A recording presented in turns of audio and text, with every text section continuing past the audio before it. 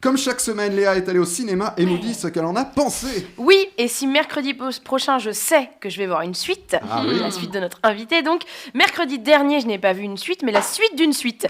Un troisième opus de ce qui s'apprête à devenir une trilogie française culte, autant par son casting que par ses chiffres, et son développement qui rappelle la saga américaine Mon beau-père et moi. Alors les spectateurs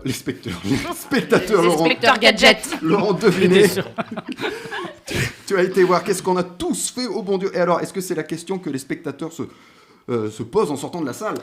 Non, pas du tout, mais à la base, on en était pas loin. Changement de comédienne, décès de technicien sur le tournage, sortie maintes et maintes fois repoussée, remontage express, communication entachée par les accusations portant sur un des comédiens les plus populaires du film et toute la promo effectuée sans lui, qui est pourtant le showman du groupe en télévision. Sortent aussi des bandes annonces qui ont clairement subi une coupe express de celui dont on ne doit pas prononcer le nom ici, et qui donnent tout sauf envie de voir le film. Donc effectivement, on aurait bien envie de se demander qu'est-ce qu'on a tous fait au bon Dieu. Alors l'histoire de ce nouveau film, c'est les 40 ans de mariage de la famille Verneuil. Oui, 40 ans de mariage, ça se fête, et pour l'occasion, on réunit toute la famille. Et quand on dit toute la famille, c'est aussi les parents des gendres qui ont déjà mis 2 films à se faire accepter comme tels.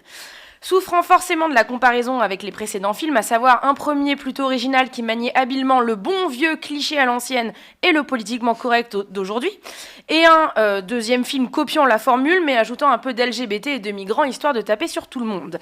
Ce troisième film ne se démarque pas et reprend les ressorts qui fonctionnent. Malgré une vague de spectateurs accusant le film d'être raciste, Philippe de Chauvron ne lâche pas et ose tout. Alors forcément, les susceptibles de tous bords et autres esprits étriqués, fuyez devant ce film qui va vous énerver très fort.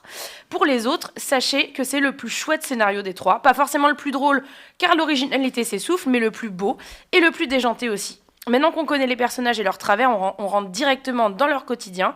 Tous les pions sont intelligemment posés pour que nous, spectateurs, faisions déjà partie de cette famille quand le film commence. Alors bien sûr, il y a des défauts. Je pense que ce qui marche dans ces films, c'est de s'attaquer uniquement à la France et à ses clichés, raciaux ou non d'ailleurs.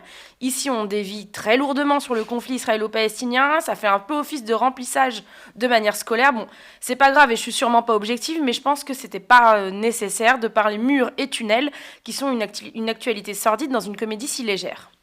Évidemment, on n'y va pas pour voir du cinéma avec un grand C. Philippe de Chauvron, de toute manière, ne sait pas faire.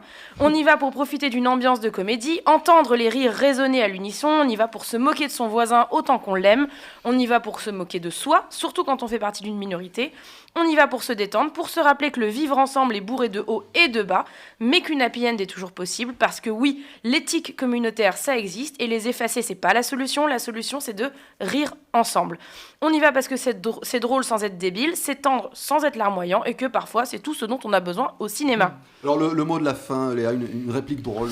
Alors des répliques drôles, il y en a légion, c'est un peu le but d'une comédie, mais j'ai bien aimé la main de Dieu, comme disait Maradona. Bien. Merci Léa, et c'est au cinéma. C'est au cinéma. Alors, la célèbre main de Dieu de Maradona. Maradona.